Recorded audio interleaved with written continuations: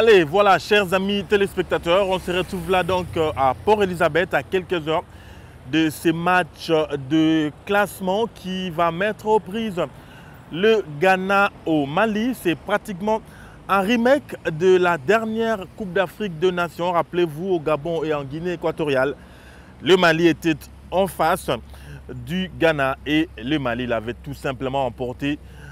Gagnant donc cette troisième place. Et ben, ces deux nations vont encore se retrouver ici à Port-Elizabeth pour cette troisième place. Et ça sera bien sûr au Nelson Mandela Bay Stadium de Port-Elizabeth. Ils vont donc se disputer cette troisième place de cette 29e Coupe d'Afrique de Nations. Voilà, nous sommes donc là à Port-Elizabeth depuis 24 heures pour attendre cette rencontre. Immédiatement après, on devra prendre notre avion pour Johannesburg pour couvrir cette grande finale de cette CAN, grande finale qui opposera bien sûr au National Stadium de Johannesburg la surprenante équipe du Burkina Faso au Nigeria qui est donc déjà pointé favori. Mais ce sera un match interdit au cardiaque.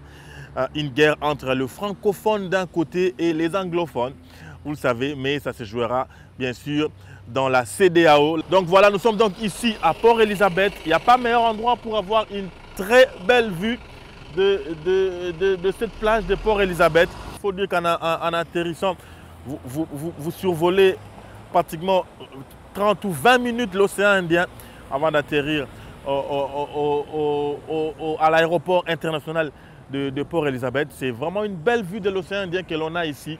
Et cette ville ici avait accueilli les Léopards de la RDC pour le compte du premier tour. Et bien sûr, dans ce groupe B, il y avait bien sûr les Ghana, le Mali et le Niger, aux côtés bien sûr de la RDC. Rappelez-vous de la triste histoire, la RDC a été tout simplement débarquée au premier tour. Mais nous revenons encore ici pour faire notre travail, car les samedis 9 octobre, 9 février, qu'est-ce que j'ai dit? Le samedi 9 février 2013, le Mali sera en face du Ghana pour les comptes de ce match de la troisième place. Les Mali et le Ghana, je viens de le dire, étaient dans le groupe B et ils s'étaient déjà affrontés lors du premier tour. Et rappelez-vous, le Ghana l'avait emporté par un petit but.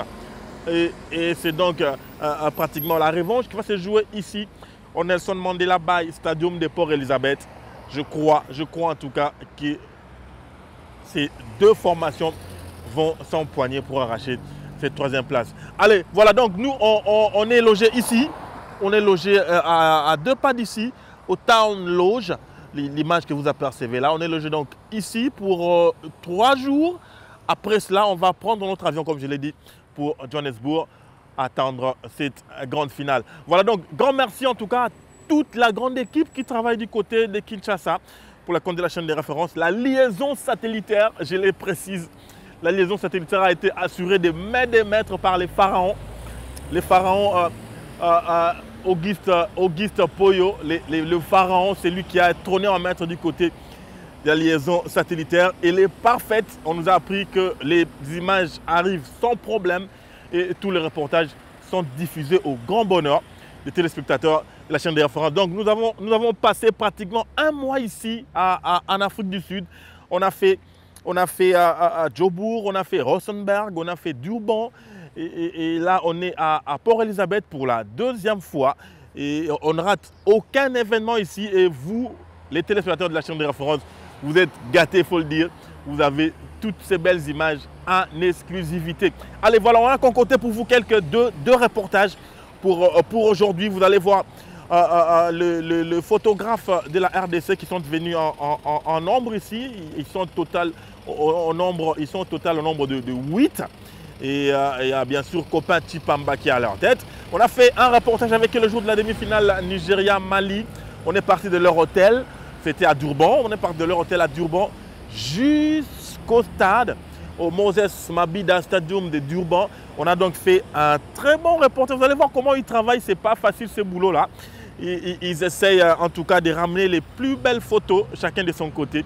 Et ils sont placés en tout cas de part et d'autre du terrain. On a fait donc un bon reportage avec eux. Ce sont nos amis reporters photographes.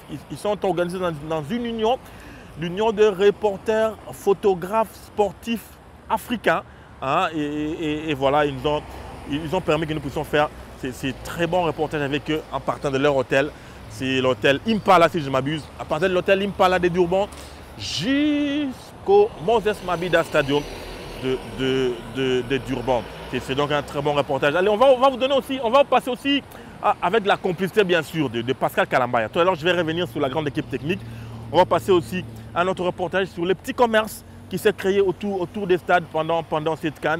Et là, on a fait un reportage justement à Durban autour du stade Moses Mabhida Stadium. On a pu prendre quelques petits commerçants qui font leurs affaires autour de ce stade.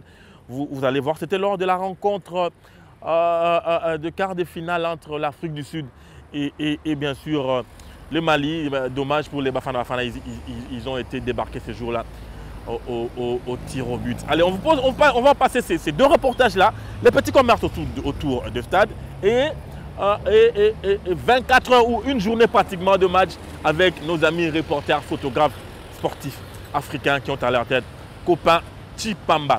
Allez, voilà, je remercie la grande équipe technique. Alors, j'ai cité le pharaon Auguste Mpoyo qui a assuré la liaison satellitaire avec Maestria.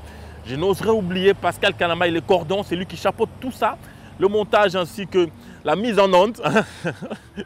Grand merci à lui, à Pascal Kalambaya.